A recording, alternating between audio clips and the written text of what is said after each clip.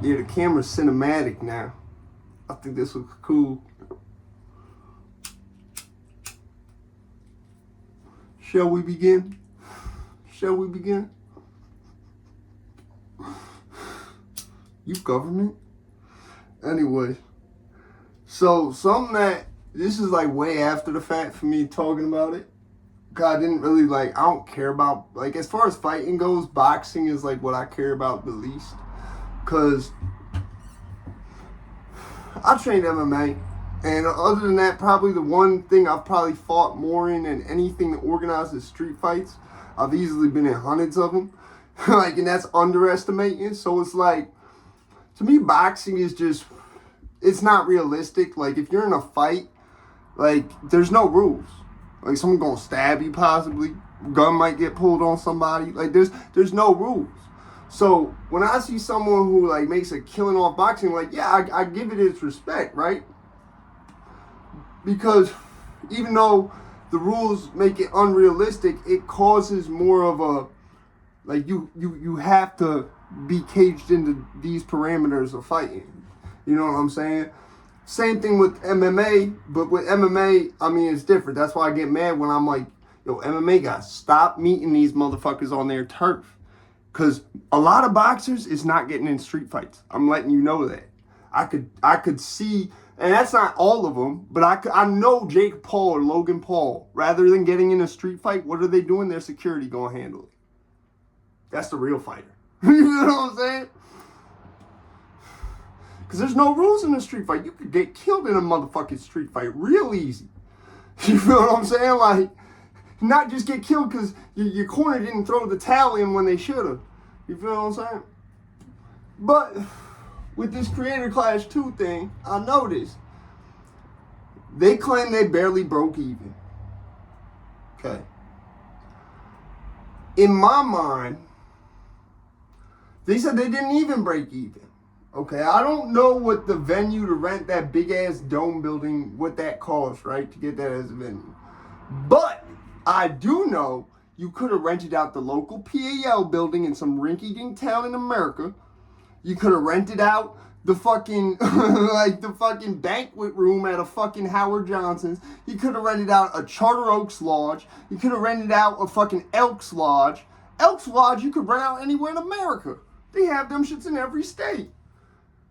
You feel what I'm saying? So I know to rent out any one of those buildings is under $1,500 to $2,000. In most cases, for a one-night event, under $2,000.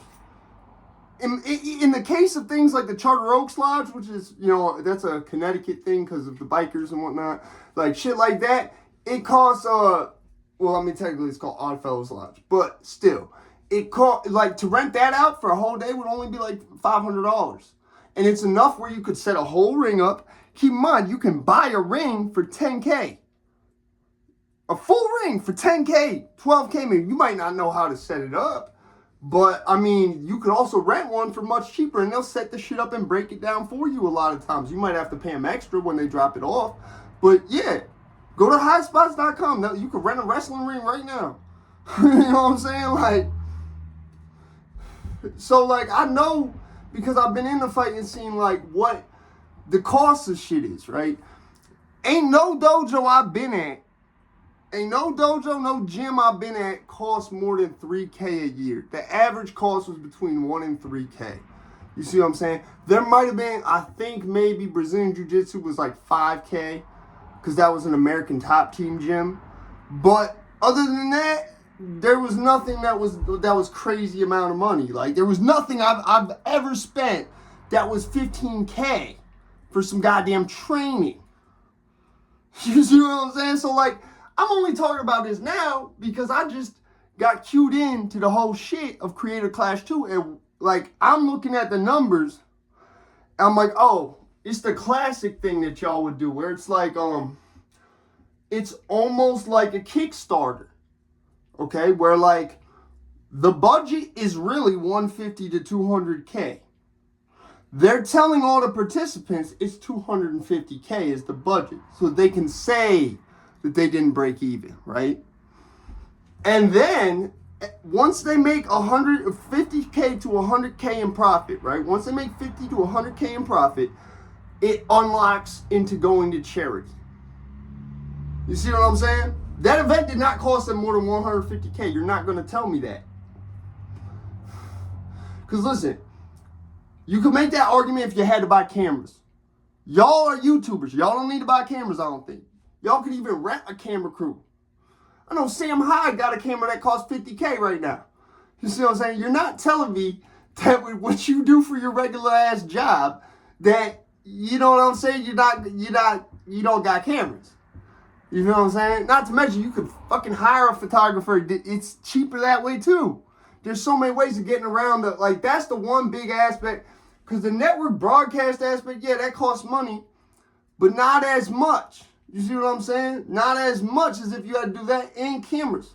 Like, that in cameras, maybe it could reach 250K. But how many cameras are you going to have? You trying to have like a WWE style presentation? Yeah. But y'all weren't doing that. Y'all had a couple, like, you know what I'm saying, what the fuck are them shits called? A couple, like, boom cameras on some beams going over the shit, like, a couple overhead shits. You know what I'm saying? Y'all had some camera guys on the ground. You know, it wasn't no, like, y'all had maybe at most 6 cameras, 8 cameras maybe. In terms of ones that are strictly set up, probably like 4 or 5, maybe 6. Like, ones that are mounted. You know what I'm saying? Like rack mount cameras. Like, they're just like overhead on some fucking pylons. But other than that, bro, it's like I see just in the training numbers and the venue and ring numbers and the whole setup outside of the broadcast and all that shit, that alone is nowhere near even breaking 100K. You could train every one of them motherfuckers on the card for a fucking year in an average dojo. And if it's 12 fighters on the card, you're not breaking 50K. You see what I'm saying?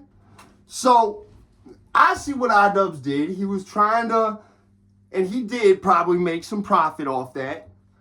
Told everyone it was going to charity.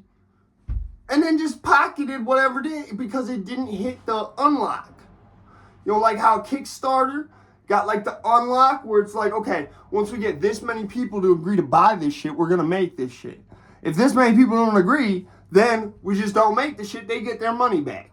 It's the same shit, except they don't get their money back. It just doesn't go to charity then. Not Sam Hyde. Ian just takes his fucking 50 to 100K in profit at least and walks right on with it like it never happened. That's what I think about Creator Clash 2. Hey, shout out Sam Hyde, man. I'm allowed to do this. It's a bit. I'm out this bitch, man.